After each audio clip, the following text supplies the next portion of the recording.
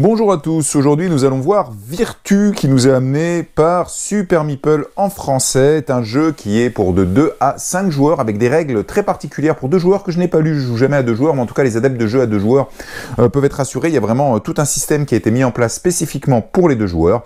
En tout cas un jeu de 2 à 5 joueurs qui prend place dans l'Italie, ou plutôt ce que deviendra l'Italie, mais là à l'époque de la Renaissance. Nous allons tous jouer une famille qui a énormément de pouvoir à l'époque dans une ville ou 2 cités. Et nous allons essayer d'étendre notre pouvoir sur cette Italie future, évidemment au détriment des autres joueurs. Donc Virtu est vraiment un jeu expert, il y a pas mal de choix à faire, ce n'est pas évident. Au début, on se pose pas mal de questions. Et puis c'est pas un jeu très gentil, hein, c'est-à-dire qu'on se fait des vacheries entre joueurs. Alors il faut bien en avoir conscience, mais il n'y a absolument pas de hasard. Donc vous voyez venir les choses en fait, hein, normalement. Mais soyez prudents, soyez vigilants, ça peut grincer, ça peut pleurer un peu si vous n'êtes pas vigilant et que le joueur en face vous fait une vacherie. Qui plus est, dans ce jeu, parfois, taper sur le plus faible peut être intéressant. Alors, il n'y a pas de win-win, de lose-lose, hein, rassurez-vous, mais néanmoins, il faut être vigilant, et si vous n'aimez pas les jeux où il y a de l'affrontement de temps en temps, et où on se fait des vacheries, ça va être un petit peu rude. Mais néanmoins, c'est un très bon jeu pour ceux que ça ne gêne pas. Donc voilà le plateau principal de Virtu, donc l'Italie, enfin tel que vous la reconnaissez. Chaque joueur va commencer avec 2 villes. Alors par exemple, le joueur rouge, lui, va diriger Florence. Alors on a des marqueurs comme ceci. En fait, en début de partie, il contrôle Florence et Pise, et il y met 2 troupes. Bah oui, je vous ai dit qu'on allait un peu pas être sympa avec les autres, donc il y a des troupes, enfin tout ça est tout à fait thématique. Et donc il en met une à Florence, et une à Pise, c'est toujours mieux pour défendre ces villes. Et donc il commence avec ces 2 villes-là. Le joueur jaune, lui, c'est les Napolitains. Il débute donc à Naples et à Rosano. Donc je mets ça, et puis pareil, hein, il a ses troupes, donc une troupe à Naples et une troupe à Rosano, donc on fait ça pour chaque joueur. Ensuite, chaque joueur a un plateau personnel, alors à sa couleur, vous voyez la jaune, la rouge. Alors en fait, ce plateau personnel, ce sont les actions qu'on va pouvoir faire dans le jeu, puisqu'en fait, dans ce jeu, à son tour, un joueur va faire une des 5 actions représentées ici par ces grands dessins, et puis c'est au joueur suivant de jouer, et ainsi de suite. Alors évidemment, il y a plein de règles dans l'ordre des actions qu'on va pouvoir faire, c'est pas pour rien qu'il y a des flèches, etc. Mais bon, la base est comme ça, donc vous voyez, 5 actions différentes. Mais regardez par exemple le plateau jaune, si vous êtes attentif, vous voyez que les actions ne sont pas disposées de la même manière. Là, on retrouve la même icône de couronne. Mais regardez, là, pardon, vous voyez rien. Hop, je reprends ici. Là, vous avez une icône de couronne. Mais regardez ici, vous avez une icône de peintre, là, alors que là, j'ai 2 épées. Donc, vous voyez bien que c'est pas la même action. Et comme vous voyez des flèches, vous, vous doutez bien qu'il y aura un ordre dans lequel on va enclencher nos actions à chaque fois qu'on va les faire.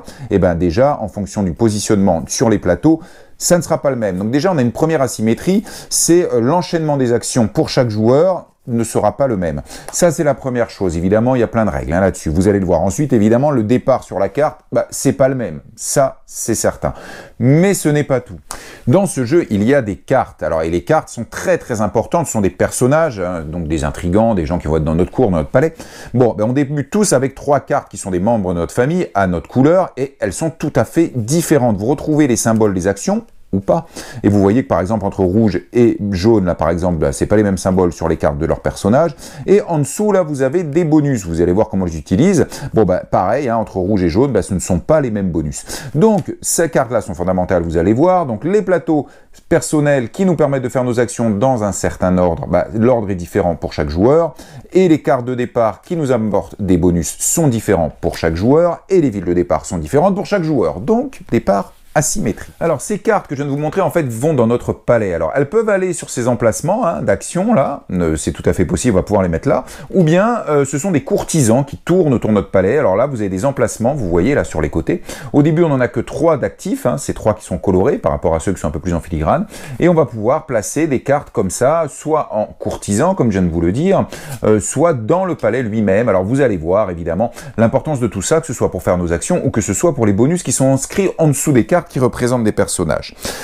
Donc ça, c'est la première chose. Ensuite, comment va se dérouler le jeu? Alors pour ça, on a une très bonne aide de jeu, pour 3 à 5 joueurs, ou derrière, là, pour 2 joueurs, vraiment qui va beaucoup vous aider dans votre première partie. Alors il faut savoir qu'on a tous un gros marqueur, comme ça, et qu'en début de partie, on va le placer sur une des 5 actions possibles. Je vais mettre lui, là, au début. Sur une des 5 actions possibles. Donc voilà, la partie commence. Moi, je décide qu'à mon premier tour, je vais faire cette action-là. Donc en tout cas, je le pose là, puis je vais faire cette action-là. Mais après, en cours de jeu, je vais pouvoir donc choisir, quand c'est à nouveau à moi de jouer, de faire évidemment une autre action. Je n'ai pas le droit de refaire la même. Alors là, il y a une règle très simple, et je peux vous la dire tout de suite, c'est qu'on va bouger notre plot dans ce sens-là et uniquement. Donc si j'ai fait l'action gouverner au tour précédent, guerroyer, je ne vais pas le faire tout de suite normalement. Et de combien? Je peux le bouger de 1 ou de 2. Donc quand j'ai fait l'action gouverner, quand c'est le tour suivant, soit derrière je vais faire une action patronner, soit je vais faire une action intriguer, qui sont ces deux actions-là. Alors c'est tout, on est toujours coincé? Non. Vous allez voir, dans le jeu, il y a des moyens de tourner plus et de faire d'autres actions, voire même de revenir faire la même d'ailleurs, si on arrive à faire tout le tour. Je viendrai un petit peu plus tard. En tout cas, de base, quand c'est à vous de jouer, vous bougez de 1 ou de 2 et vous faites donc une des deux actions suivantes dans le sens des aiguilles d'une montre. Donc ça, en tout cas, c'est la première chose que vous faites. Mettons que je fasse ça. Ensuite, vous faites donc l'action qui est dessinée dessus. Vous verrez un petit peu plus tard ce que c'est. Donc, vous faites cette action-là. Et le joueur suivant fait de même. Et ainsi de suite. Comme ça, tous les joueurs autour de la table ont bougé leur pion et on fait l'action qui était considérée. Ça, c'est la phase dite de printemps. Voilà, on fait nos actions pendant la phase de printemps. Ensuite, on arrive dite à la phase de fin de printemps. On va résoudre les sièges. Les sièges, mais qu'est-ce donc? Je vous ai dit qu'on tient des villes, qu'il y a des troupes et donc qu'on va un petit peu s'agresser.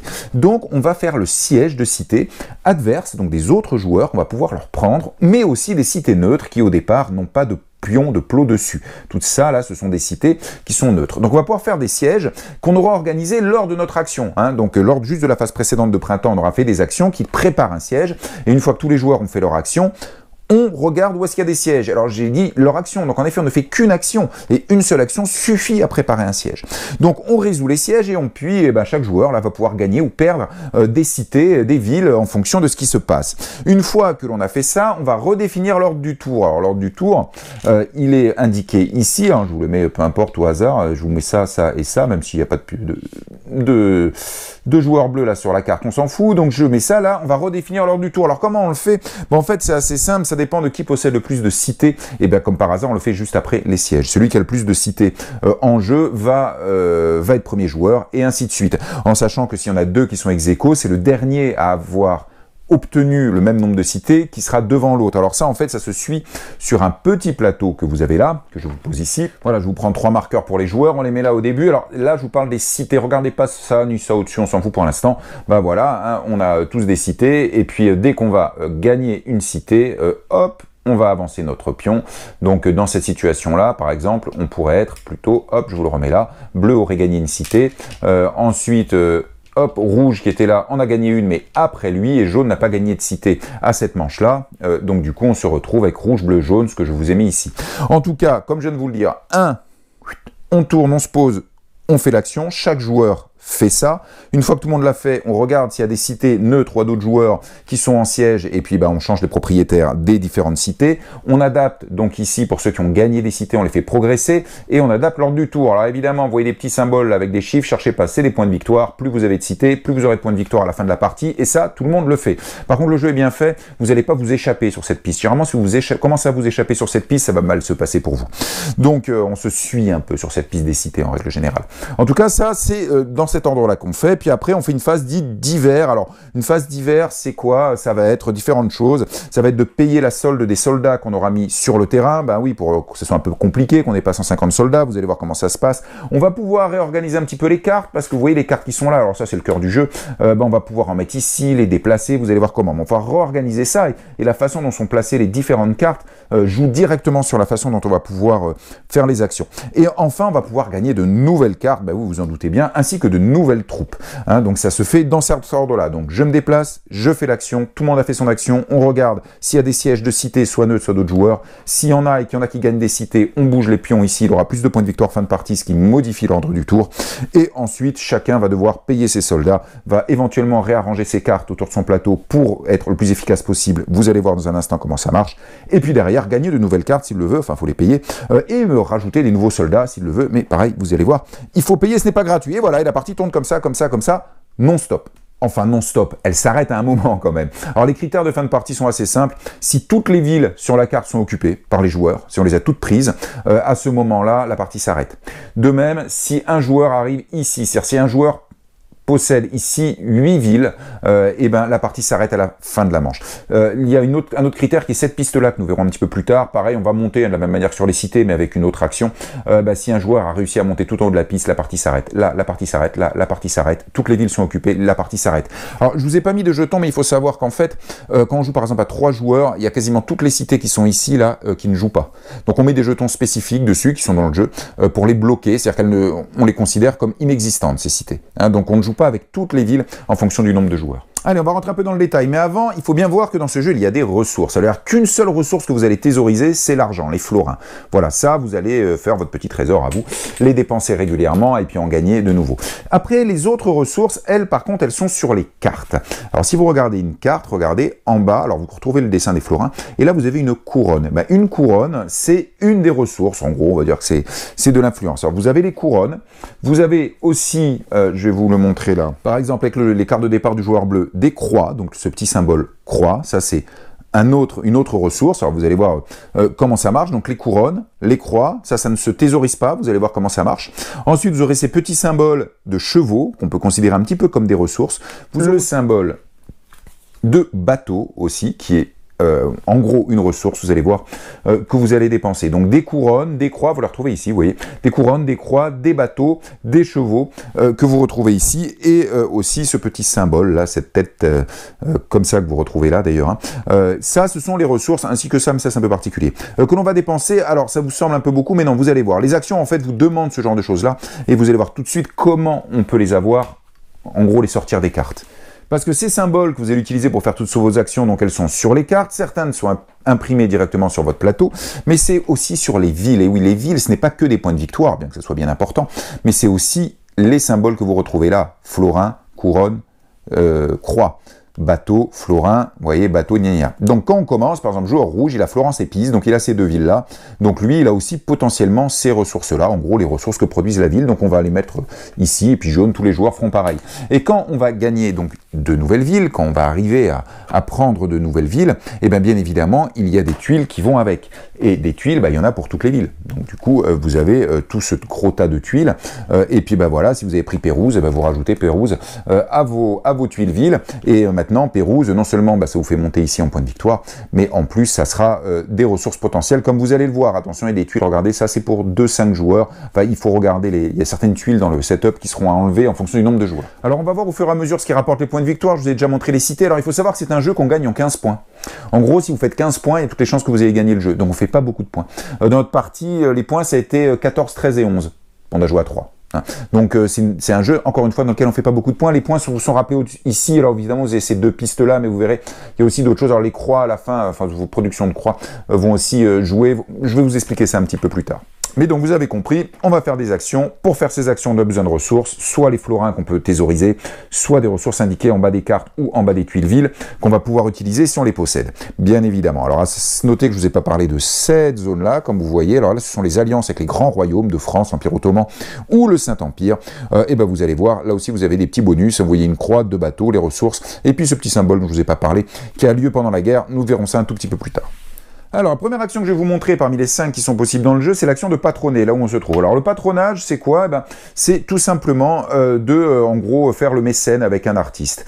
Lorsque vous faites ça, en fait, vous allez payer ce qu'il faut pour pouvoir progresser sur la piste de patronage. La piste de patronage, c'est celle-là dont je vous parlais à l'instant. On commence tous, hop, ici, tout en haut. Et pour progresser, c'est très simple, c'est à moi de jouer, je fais l'action de patronner. Et quand je suis là, si je veux monter d'un cran, je dois payer 2 florins et une couronne ou une croix. Tout le jeu, dès que vous ferez des actions, ça sera ça. Vous devrez payer avec les différents symboles. Et je monte. Alors là, en l'occurrence, regardez, vous avez des points de victoire, comme ici, sauf que là, vous finissez à 6 points de victoire pour 8 villes, tandis que là, vous voyez, c'est maximum 3 points de victoire, c'est à chaque fois 1, 1, 2, 2. Donc si je remonte ici un coup suivant, j'ai pas augmenté mon nombre de points de victoire. c'est des points de victoire, mais c'est aussi ces petits symboles-là, vous allez voir dans un instant, on gagne de nouvelles cartes un peu particulières. Mais avant de finir avec ça, je vous montre juste comment on paye. Donc si je montais ici, par exemple, il faut que je paye 2 florins. Bon, bah mettons que j'ai 2 florins là, hein, que j'avais dans mon truc, bah, je paye mes 2 florins. Mais comment est-ce qu'on paye les symboles? Eh bien c'est très simple, on va taper les cartes ou les tuiles ici. Alors je parle des cartes des courtisans, c'est-à-dire ceux qui sont autour de votre palais. Alors celles qui sont dans le palais, je vais vous en parler un peu plus tard. Hein. Mais en tout cas, on va taper celle-là. Alors mettons là j'ai besoin de 2 florins que j'ai payés, puis d'une couronne ou d'une croix. Quand je regarde, eh bien par exemple, lui il peut me fournir une croix, lui il peut me fournir une croix. Alors comment ça marche? Eh bien, il me fournit une croix, ça y est? Non. Lorsque un des personnages vous fournit une ressource dont vous avez besoin, vous le tapez. Et oui, ça y est, il a travaillé. Et donc comme il a travaillé, eh bien, ça vous n'y avez plus accès pour l'instant. On va pouvoir le détaper. En tout cas, c'est comme ça que fonctionnent toutes les actions. Vous allez taper ça, ou alors j'aurais très bien pu taper aussi une ville, Florence. Hop, que je viens taper comme ceci, et j'ai ma croix. Alors surtout, que ce soit les cartes ou les villes, vous remarquerez, c'est toujours des slash. C'est-à-dire qu'elles peuvent vous produire ça, mais c'est toujours un parmi 2, 3, 4, 5. Donc si je tape Florence pour ma couronne, par exemple, ou ma croix, peu importe, bah, je l'ai tapé, mais je ne l'ai pas tapé pour toutes les ressources. Hein. C'est qu'une seule. Donc ça c'est tapé, ou la carte, comme je viens de vous le faire, et donc surface jaunie, là, parce que je les ai tapés. Alors mettons bon, qu'on soit comme ça, là ce coup-ci j'ai tourné pour la couronne, donc j'ai ma couronne, c'est bon, j'ai payé mes 2 florins, j'étais ici, pouf, j'avance, un point de victoire. Alors on va faire ça en permanence. Alors vous allez bien vous douter que très vite vous avez tout tapé, donc si vous tapez tout, vous avez pris les ressources aux gens qui courtisent votre palais et aux villes, bah, à un moment il va falloir tout détaper, hein, ça c'est certain. Que se passe-t-il si j'arrive ici, ou un peu plus tard, si j'arrive ici, sur ces 2 symboles-là? Eh bien, je vais avoir le droit de prendre une carte patronage. Alors, les cartes patronage, en gros, ce sont des œuvres d'art, ou ce sont des artistes. Alors, en fait, c'est une tuile et toutes ces cartes-là. Alors, ces cartes-là, on les pose à la vue de tout le monde, hein, c'est-à-dire qu'elles ne sont pas du tout cachées. Et quand vous faites une action de patronage qui vous fait arriver soit là, vous pouvez en prendre une. Alors, c'est gratuit dans le sens où, quand vous la prenez, vous ne la payez pas, mais par contre, vous avez payé, évidemment, pour faire l'action, comme je viens de vous dire, hein, donc vous avez payé. Vous la prenez, vous la mettez à côté de votre plateau, et maintenant, vous avez droit au bonus apporté par la carte que vous avez prise. Alors, il faut savoir que vous avez 2 types, vous avez les œuvres, alors les œuvres, c'est facile à reconnaître, vous voyez, avec ce dessin de pylône, et vous avez les artistes, hein, bah, c'est facile à reconnaître, vous avez ce dessin-là, hop, de tête, c'est un artiste. Il faut savoir que donc, vous en aurez maximum 2 dans la partie, puisqu'on ne peut pas en gagner plus, vous êtes obligé d'avoir un de chaque. Vous ne pouvez pas avoir 2 œuvres ou 2 artistes. Donc vous choisirez une œuvre, une fois que vous l'aurez fait, vous oubliez les autres, donc c'est que ça vous intéresse moins, et puis éventuellement, si vous arrivez à monter jusqu'ici, vous aurez un artiste. Alors la tuile ici canon, comme vous voyez, c'est considéré comme une œuvre. Si vous prenez cette tuile canon, et ben à ce moment-là, vous ne pourrez pas prendre d'autres œuvres. Alors ce sont des cartes un peu particulières, parce qu'elles vous apportent des bonus, qui sont indiqués ici, ces bonus, c'est pour tout le temps, quoi. C'est pas des cartes que vous tapez, hein, contrairement à ces cartes-là, c'est des bonus pour tout le temps. Sauf le canon, que vous tapez. C'est pour ça que c'est une tuile. Lui, vous pourrez le taper si vous utilisez son bonus, on va le détaper. Mais sinon, encore une fois, c'est des bonus permanents que vous aurez, alors pareil, sauf au niveau des personnages, ils sont indiqués ici, bien sûr, les bonus. Au niveau des personnages, vous avez, voilà, Machiavel, regardez, ils ont tous des bonus indiqués dans le coin, là, pour vous rappeler qu'en permanence, maintenant, vous avez ça, et des points de victoire, parfois, ça, ce sont des points de victoire. Mais lui, Machiavel, vous voyez, c'est en bas, comme les autres cartes, parce qu'en fait, Machiavel, c'est le seul que vous viendrez placer sur le côté, et qui vous apportera ici je vais y arriver, des ressources si vous le tapez comme tous les autres, et puis après il faudra le détaper. Mais mis à part lui, toutes les autres cartes, et mis à part le canon aussi qu'on tape et qu'on détape, qu'on met avec les villes, toutes les autres on les met sur le côté, c'est des bonus pour toute la partie, et généralement des points de victoire en fin de partie aussi. Donc ça, c'est le fait de patronner, c'est cette action-là. Alors ça peut être tout à fait sympa, ces points de victoire, et puis surtout des bonus qui vont vous aider. Alors c'est un jeu où on va construire une machine quand même, où de plus en plus, vous serez de plus en plus efficace en fonction de tout ce que vous allez acquérir. Donc ça fait partie des choses que vous pourrez faire. Alors je vous ai montré donc comment on consomme les ressources, mais comment on les détape tout ça? Alors déjà, il y a une chose simple, c'est que les cartes qui sont sur le côté droit, alors même si vous aurez l'autorisation peut-être plus tard d'en mettre une ici, toutes les cartes qui sont sur ce côté-là, quand vous allez avec votre pion, quand c'est à vous de jouer, donc le déplacer de 1 ou de 2 de base, pour pouvoir faire l'action suivante, à partir du moment où vous passez ici ce symbole-là, hop, vous les détapez. Et là, c'est pareil. C'est-à-dire que si j'ai utilisé ce petit bonhomme-là, et que tour suivant, je fais 1, 2, je fais cette action de guerroyer, comme je suis passé ici, hop, je les détape. Donc c'est comme ça qu'on détape les cartes, c'est en passant ici. C'est un petit truc sympa, bien malin, parce que du coup les ressources qu'ils vous apportent, il va falloir bien réfléchir, vous allez les réacquérir quand vous passez là. Donc c'est pas mal si ces ressources-là vous sont très utiles pour les actions qui sont après ce passage. Et pareil, pour les cartes qui sont là, c'est quand même mieux si vous détapez des cartes qui sont avec des ressources qui vous sont utiles pour ces actions-là. Hein, ça paraît assez logique, ou celle-là. Hein, ça paraît bien évidemment tout à fait logique. Donc ça, c'est comment les cartes se détapent. Mais comment se détapent les villes, ou même la tuile canon, et vous verrez, il y a d'autres tuiles qu'on peut aussi avoir, pour pouvoir les réutiliser. Et ben c'est l'action de gouverner, c'est très simple. Quand je viens ici, je peux consommer une couronne pour redétaper 2 tuiles. Donc dans ce cadre-là, si un tour précédent, j'avais fait patronner, et puis que j'étais arrivé ici, mettons que j'avais choisi de prendre le canon, et que je l'avais utilisé pour son bonus en dessous, si à ce tour-là, c'est à moi, et je viens ici pour faire gouverner, j'ai une couronne qui m'est offerte par l'action, puisque c'est imprimé là. Donc j'ai une couronne qui me permet de détaper 2 tuiles. Et voilà. Alors évidemment, au début, on n'a pas beaucoup de tuiles, mais très vite, on voudra dépenser plutôt 2 ou 3 couronnes pour détaper 4 ou 6 tuiles, puisque c'est 2 tuiles par couronne. Alors les couronnes, évidemment, on les a ici. Je peux tout à fait venir ici. J'utilise cette couronne-là. Lui, je le tape. J'utilise 2 couronnes, donc je peux détaper 4 tuiles, les villes essentiellement, mais vous verrez les autres tuiles qu'on peut gagner aussi, pour pouvoir les utiliser au tour suivant et pouvoir utiliser les ressources. Alors évidemment qu'on fait ça très souvent, parce qu'il faut détaper, il faut détaper, il faut détaper. Donc en tout cas, on détape les cartes. En passant là, à nouveau, on pourra utiliser leurs ressources, et avec l'action gouverner, une couronne pour 2 tuiles qu'on détape, et qu'on va pouvoir réutiliser pour leurs ressources, et je le répète, une seule des ressources indiquées en dessous à chaque fois qu'on les utilise. Allez, je vais continuer avec les actions. Alors je vous dis juste un petit mot, parce que je vais toutes vous les passer. À la fin, on va voir aussi comment on réorganise le palais. La façon dont on réorganise le palais, ça va faire aussi qu'on va pouvoir amener des cartes ici. Et à la fin donc en fait de cette vidéo, je vais vous expliquer la gestion des cartes sur le palais, et c'est très important. Donc il faut à tout prix que vous entendiez ça. Je le fais à la fin parce que je trouve que ça se matche mieux, plutôt que de rentrer tout de suite dans le détail et que vous ne compreniez pas trop comment vous installez tout ça. En tout cas, donc on a vu patronner, on a vu gouverner. Les autres actions, eh bien, on commence à être agressif. Vous avez annexé. Annexer, c'est annexer une ville, bien évidemment. Par contre, on n'annexe que des villes neutres. On ne peut pas annexer la ville d'un autre joueur, bah non. Hein. Donc pour annexer une ville neutre, ça reste assez simple, il faut que la ville soit connectée à une ville que vous possédez. Par exemple, cette configuration-là, le joueur rouge peut annexer Ravenne, Mantoue, Parme, Pérouse et Sienne, parce qu'elles sont toutes reliées par une route directement à une ville que je connecte. Et à ce moment-là, vous allez pouvoir choisir, et il va quand même y avoir évidemment un prérequis si vous voulez annexer. Le prérequis est tout simple, il va falloir dépenser des couronnes, en gros votre influence, donc les couronnes, je vous rappelle, c'est ça, si je la détape, c'est ça. Et combien de couronnes? Eh bien de façon à avoir une valeur strictement supérieure à la valeur en gros diplomatique de la ville. Par exemple, si Sienne a une valeur de 3, et si je veux annexer Sienne, eh bien il va falloir que je tape 4 couronnes pour pouvoir... Eh oui, c'est compliqué. Hein. Mais plus une ville a une valeur élevée, vous allez voir, plus elle est difficile à prendre par les autres joueurs une fois que vous l'avez prise. Donc c'est un gros intérêt d'avoir des valeurs élevées. Et en plus, souvent, les cadeaux qui vont avec la tuile sont quand même plus sympas. Généralement, c'est l'argent. Très souvent, c'est l'argent qui est donné, qui est plus important sur les villes avec des valeurs supérieures. Dans ce cadre-là, 4 couronnes. Bon, bah, si je suis dans ces situations-là, j'ai une couronne là, une couronne là, une couronne là, j'ai 3 couronnes. Et ben je peux pas annexer Sienne puisqu'il faut que je sois strictement supérieur. Alors vous allez voir dans un instant qu'il y a quand même une action qui va vous permettre de baisser cette valeur. Eh oui. Mais je vous l'explique dans un instant. Pour l'instant, on fait la base. J'ai une couronne, donc par valeur de ville que je veux annexer, et il faut que je sois strictement supérieur. 4 couronnes pour Sienne, 2 couronnes pour Pérouse. Alors là, par exemple, je pourrais tout à fait taper lui et taper Florence. Et là, j'ai 2 couronnes, donc je peux annexer Pérouse. Et quand on annexe Pérouse, eh ben, enfin une ville, c'est tout simple. Donc je suis à 2 qui est strictement supérieur à 1. Je pose un disque dessus, hop, c'est la ville est à moi maintenant. Alors je vous le répète, vous n'avez pas le droit d'annexer des villes des autres joueurs, mais vous n'avez pas le droit non plus d'annexer les villes pirates. Alors les villes pirates, je ne sais pas si vous voyez bien, mais il y a un petit symbole de tête de mort. Hein. Ajaccio, vous ne pouvez pas l'annexer.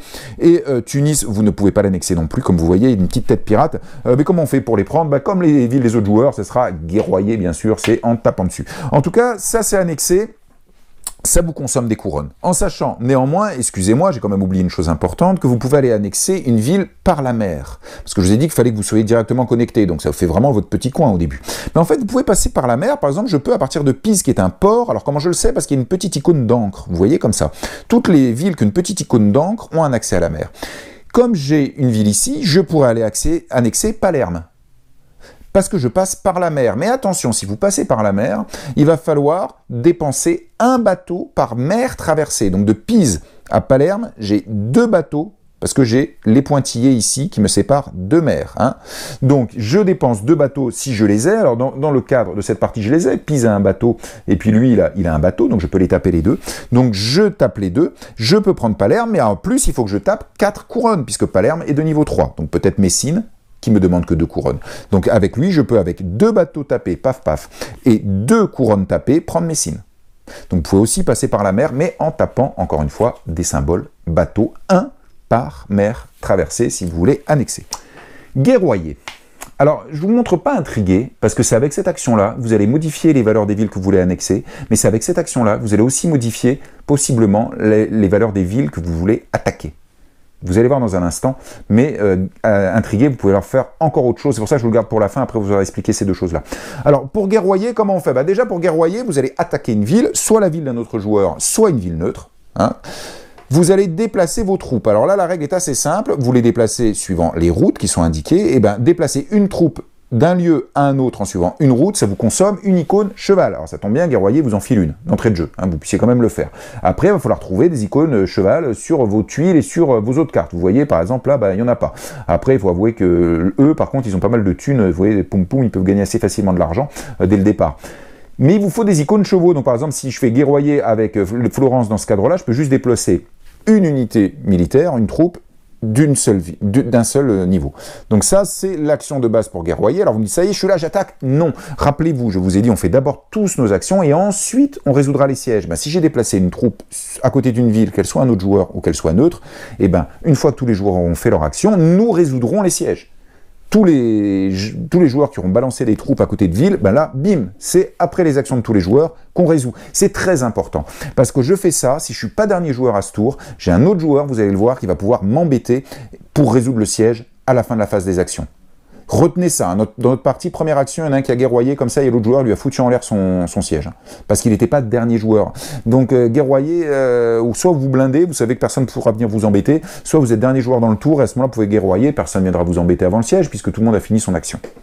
Alors évidemment, je peux tout à fait amener mon autre troupe ici. Alors pour amener mes 2 troupes, elle est venue de là, ça m'a coûté un cheval, et lui il est venu d'ici, donc il y avait 2 trajets à faire, donc 2 chevaux. Donc pour arriver ici, il me faut 3 icônes de chevaux, et que je tape où je veux, mais il m'en faut 3, hein, sinon je peux pas. Et ensuite, qu'est-ce qu'on fait? C'est très simple, on va comparer la force militaire qui arrive par rapport à la force de défense de la ville. Donc la résolution des sièges, donc il survient, je le répète, après que tout le monde ait fait son action. On va regarder pour une ville neutre, hein, je commence par le simple. Pour une ville neutre qui est ici, comme ça, on va regarder la force mise, alors une de force par chaque armée apportée par rapport à la valeur de la ville. Et comme tout à l'heure pour l'annexion, là c'était les couronnes avec l'annexion, mais là c'est la force. Il faut que la force soit strictement supérieure. Par exemple, Sienne, il faut que j'ai une force de 4 pour arriver à la prendre par la force, ce qui n'est pas facile. Là, je n'ai que 2. Alors, il faut savoir que vous avez des cartes et des tuiles, c'est pour ça qu'il y a des cartes aussi, hein, avec ce symbole-là. Si je prends ce symbole-là, alors vous voyez, là, c'est payant. Hein, il y en a certaines, c'est gratuit, mais là, c'est payant. Si je veux profiter de ce symbole-là, il faut que je paye un florin. Et si je paye un florin là, je peux retourner ma tuile, et maintenant, j'ai 2 de force en plus. Et oui. Et donc là, je passe à 2 plus 2, 4. Ah, c'est bon. Je peux prendre Sienne. Partout, il y a des symboles comme ça. Alors il faut bien comprendre que vous pouvez même, quand c'est à votre tour de jeu, taper une carte ou utiliser une carte qui a ce symbole. Donc on n'est pas encore dans la résolution des sièges, mais il y a des petits jetons qui ont ce symbole, vous le mettez de côté, et comme ça, quand on va passer en phase de résolution du siège, vous pourrez les utiliser. En sachant que après la phase de résolution du siège, ça ne se thésaurise pas, ces petits jetons bonus de guerre, vous les défaussez. Donc vous allez, en règle générale, taper les trucs avec les bonus de guerre uniquement au moment de résolution des sièges, après les actions, et si vous le faites avant, c'est que de toute façon, vous savez très bien que vous en aurez l'usage, hein, vous n'allez pas le faire alors que vous allez les jeter. En tout cas, c'est comme ça sur une ville neutre, c'est simple, hein, 1 point par troupe, éventuellement des bonus de guerre que je peux taper sur mes cartes, que je peux avoir sur mes bonus, vous comprenez l'importance de se créer plein de bonus comme ça, et il faut que je sois strictement supérieur. En sachant que si je gagne, je fasse une ville neutre, ça doit être le cas, voilà, ça s'arrête là, je vais pouvoir prendre un de mes jetons, le mettre là-bas, j'ai gagné une ville, je gagne la tuile aussi, et puis je monte ici, donc super, un point de victoire, des ressources potentielles supplémentaires pour la suite de la partie, oui, on monte comme ça, on est de plus en plus puissant. Et il faut bien savoir juste une chose, c'est que si la ville que j'ai attaquée avait une force de 3 ou plus, je perds une troupe. Ah oui. Si elle avait une force de moins de 3, je perds pas de troupe, j'ai gagné et c'est fini. Par contre, sinon, je perds une troupe. Hein, et alors je la garde, on a tous 6 pions troupes comme ça, hein, donc dans le jeu on peut en mettre 6 maximum sur le plateau, et donc je perds une troupe. Mais encore une fois, il faut qu'elle ait 3 ou plus de défense pour pouvoir, pour perdre une troupe. Et ne perdez pas de vue que ce que je viens de vous dire peut être modifié par l'action intriguée de vous ou d'autres joueurs. Mais on va y revenir, y compris dans les guerres comme dans les annexions. Cette action-là, vous allez voir, c'est l'action de la vacherie. C'est avec ça qu'on se fait le plus mal entre joueurs. Et que se passe-t-il si on attaque la ville d'un autre joueur? Ça marche pareil, c'est-à-dire qu'on va prendre les armées qu'on aura amenées, c'est un point de force pour chacune, on va comparer avec la valeur de la ville, toujours, même si elle est prise par un autre joueur, mais on va rajouter les troupes éventuelles de l'autre joueur qui seraient dans la ville, bien sûr, qui la défendent. Et on doit être strictement supérieur. C'est indispensable. Plus ou moins, vous allez voir cette action d'intriguer. Et si on gagne, on gagne la ville. Et quand on gagne la ville, qu'est-ce qui se passe? La ville, je parle d'un autre joueur. Déjà, lui, il perd tous ses soldats, ils sont tous morts. Donc, il les remet tous ici, et puis pour aller redéployer, vous allez voir en fin de manche, mais en tout cas, il les perd tous. Vous, de votre côté, vous allez être obligé de perdre autant de soldats que le défenseur en a perdu. Donc ça peut potentiellement vous perdre, il est possible que vous perdiez tout autant. Mais lors de la résolution du siège, je vous ai dit que vous avez aussi ces petits jetons là qu'on peut utiliser. En fait, on les utilise à tour de rôle. C'est-à-dire que l'attaquant dit tiens, moi je tape ça, j'utilise un jeton bonus d'attaque, donc je suis un cran au-dessus de toi. Et l'autre il peut dire moi j'utilise celui-là, bim. Après ça, moi j'utilise celui-là, bim. Enfin, en règle générale, on a regardé avant, donc on voit bien les bonus qui sont possibles de ce genre-là du défenseur par rapport à nous, et bon, on commet pas d'erreur. Enfin, normalement, on sait très bien ce qu'on va taper et pas taper pour lui passer au-dessus, strictement, entre la valeur de la ville et la valeur de ses soldats, et potentiellement la valeur de ses bonus de guerre, quand on va résoudre le siège après les actions. Donc, encore une fois, il faut qu'on ait été strictement supérieur, il a pu se défendre avec ses soldats, et vous verrez aussi avec l'action intriguée dans un instant. Et donc, s'il a perdu la ville, il a perdu donc tous ses soldats, nous on a perdu autant de soldats que lui, et puis on remplace évidemment le plot et il nous file la tuile ville. Lui, il a perdu une ville, il a perdu des ressources potentielles, mais nous, on la gagne. Ça, c'est sympa. Mais ce n'est pas tout. Mettons que rouge ait pris une ville jaune, et il va prendre le pion de la ville jaune, qui était là, et au lieu de la mettre je ne sais où, il la met ici sur ses trophées. Et oui, et là, on a le droit d'avoir un trophée par joueur. C'est-à-dire que si joueur rouge reprend une ville de joueur jaune, il remet pas un trophée, il a déjà son trophée. Et en fait, les trophées, il faut comprendre que c'est 2 points de victoire en fin de partie. Donc on fait des points de victoire en faisant de plus en plus de villes, mais la guerre aussi, alors pas de façon à s'acharner sur un joueur, non, puisque de toute façon, c'est 2 points de victoire potentiels par joueur autour de la table. Avouez que c'est bien fait, ça évite de s'acharner sur un joueur pour lui prendre plein de pions et faire plein de points, non, ça ne marche qu'une fois. Donc encore une fois, même si vous pourrez lui reprendre d'autres villes pour d'autres raisons, mais par contre, ces 2 points de bonus fin de partie que vous aurez, c'est par joueur, et à chaque fois vous aurez pris, pas à chaque fois, pardon, par joueur, si vous leur avez pris au moins une ville au cours de la partie. Et comme le jeu se joue maxi, en gros en 15 points, vous avez gagné, 2 points, c'est pas négligeable. Alors que se passe-t-il si l'attaquant perd ? Alors, ça doit pas arriver. Ça vous arrivera peut-être en première partie, parce que vous n'avez pas tout vu, mais ça doit pas arriver. Parce que quand vous attaquez une ville neutre, si vous le faites, c'est que vous le faites en dernier, quand vous êtes dernier dans le tour, ou si vous avez vérifié que les autres joueurs, à cause de cette action-là, ne puissent pas empêcher votre siège sur la ville neutre. Et quand vous attaquez un autre joueur, vous avez calculé qu'il ne pourra pas empêcher votre attaque, sinon vous n'allez pas la faire. Mais bon, si vous avez mal calculé et que vous perdez, à ce moment-là, vos troupes doivent se replier. Alors déjà, en tant qu'attaquant, j'entends, vous perdez une troupe, parce que vous avez perdu, donc juste une, vous la remettez là, et ensuite vous repliez vos troupes dans une ville à vous, qui est juste là, qui est pas loin, qui est à côté. Il faut que vous ayez une connexion pour aller jusqu'à une ville à vous. Éventuellement, alors ça, quand vous reculez comme ça en retraite, vous ne consommez pas de chevaux, vous reculez. Vous pourriez aussi, si c'est une ville côtière que vous avez attaquée, reculer par la mer pour retrouver une de vos villes avec vos troupes, mais par contre là, vous consommez des bateaux. Donc la retraite par mer se paye, la retraite par terre ne se paye pas. En gros, ils repartent à pied, quoi, les soldats. Donc faites ça. Vous pouvez aussi ne pas faire de retraite, ne pas consommer les bateaux si vous devez en consommer, ou bien ne pas pouvoir, parce qu'il n'y a plus de cité derrière. À ce moment-là, vous perdez vos troupes, celles qui ne peuvent pas faire de retraite. Mais sinon, vous êtes obligé de faire comme ça. Bon, enfin, normalement, vous devriez faire attention de ne pas perdre les combats que vous engagez. Alors, 2 choses que j'ai oublié de vous dire. Lorsqu'on déplace des troupes, évidemment, pour attaquer, il faut savoir que si vos troupes arrivent dans une cité, ici, qui est soit neutre, soit un autre joueur, donc qui n'est pas à vous, vous êtes obligé de vous arrêter. Donc ça veut dire qu'on ne peut pas s'étaler là comme ça. Je peux pas avec mes troupes, alors sauf par la mer, mais je peux pas par exemple avec mes troupes en début de partie comme ça aller attaquer Bénévent là, c'est pas possible. Bénévent n'est pas un port, donc je peux pas y accéder par la mer. Et pour arriver jusqu'ici, j'ai plein de villes neutres en chemin et je suis obligé de m'y arrêter. Alors vos villes, vous pouvez y passer, ça y a aucun problème avec vos troupes comme j'ai simulé tout à l'heure. Mais une ville adverse ou une ville neutre, vous êtes obligé de vous arrêter. En gros, on attaque les villes les unes après les autres, sauf par la mer.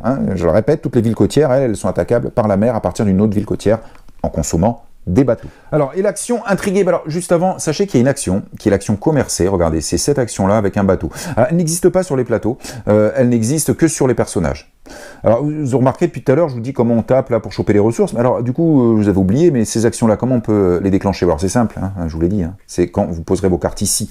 Mais je vous expliquerai dans un instant comment vous faites. En tout cas, si vous aviez le joueur vert qui avait une carte sur une de ses actions, il peut venir ici pour faire l'action qui est indiquée là, qui est l'action de commerce. L'action de commerce, c'est quoi? Eh bien, c'est simple, vous gagnez 2 florins par bateau que vous tapez. Tout simplement. Alors, vous tapez des bateaux un peu partout et 2 florins pour chaque bateau. Donc, c'est une machine à avoir de l'argent. Bah oui, c'est du commerce. Alors, lui, c'est la particularité du joueur vert. Il a cette action d'entrée de jeu qu'il va pouvoir utiliser s'il place bien sa carte. Vous allez voir dans un instant. De façon à pouvoir, encore une fois, gagner de l'argent, 2 florins par bateau. L'action intriguée. Alors, l'action intriguée se joue avec ces pions-là, ces pions d'agents. Alors, les agents, on en a 2 en début de partie. Chacun, sauf le napolitain, le jaune, qui en a 3. Et on peut en gagner d'autres jusqu'à concurrence de 5. Hein. On en a 5 au total pour chaque joueur. Alors, je voulais juste vous montrer le napolitain. Hop, voilà, regardez, le napolitain, il a cette carte-là. Vous voyez sur le côté, là, vous avez un petit plus avec ce symbole-là. Ben, ça veut dire que lui, il commence avec un agent de plus. Et toutes les cartes que vous pourrez gagner, vous allez le voir dans un instant comment on gagne une nouvelle carte, ou les tuiles, vous allez voir, qui ont ce symbole-là sur le côté, ça signifie que vous, immédiatement, vous prenez de la réserve un agent en plus. Alors, tout dépend comment vous allez jouer, mais les agents, en gros, c'est les vacheries qu'on fait aux autres. Hein, c'est aussi simple que ça. Et je vous explique ça tout de suite.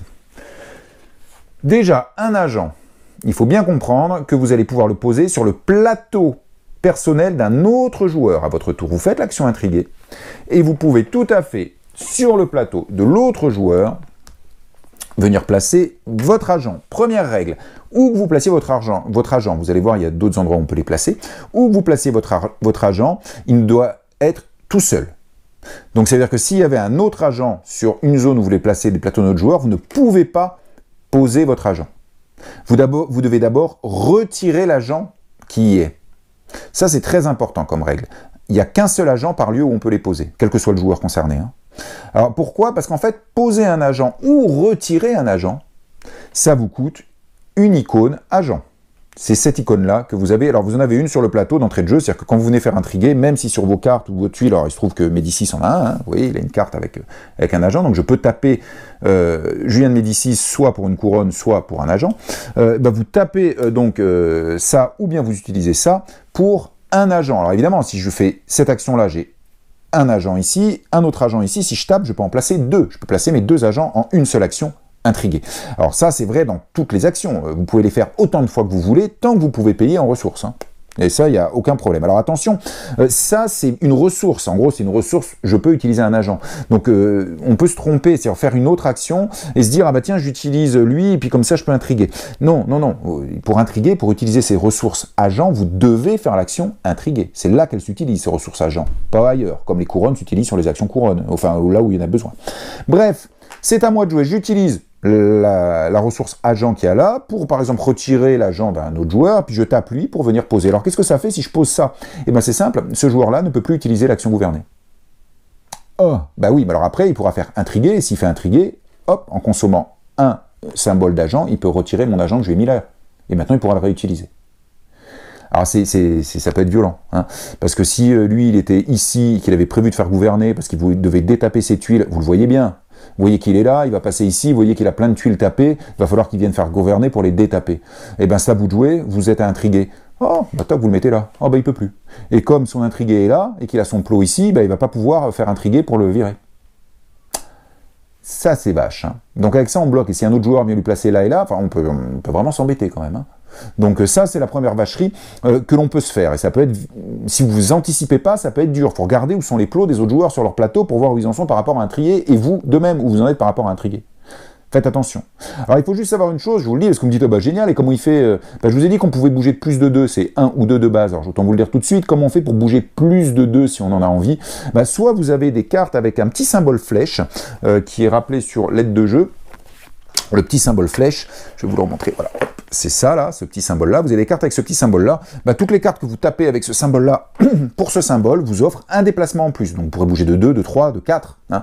Et ensuite vous pouvez payer 2 florins, mais alors ça qu'une seule fois, pour vous déplacer d'un de plus. Donc j'ai 2 déplacements pour aller chercher une action maximum, je peux dépenser 2 florins une seule fois pour avoir au final 3 déplacements, mais par contre je peux taper autant de cartes que je veux avec ce symbole-là pour continuer à tourner. C'est comme ça qu'on peut faire à la limite un tour complet.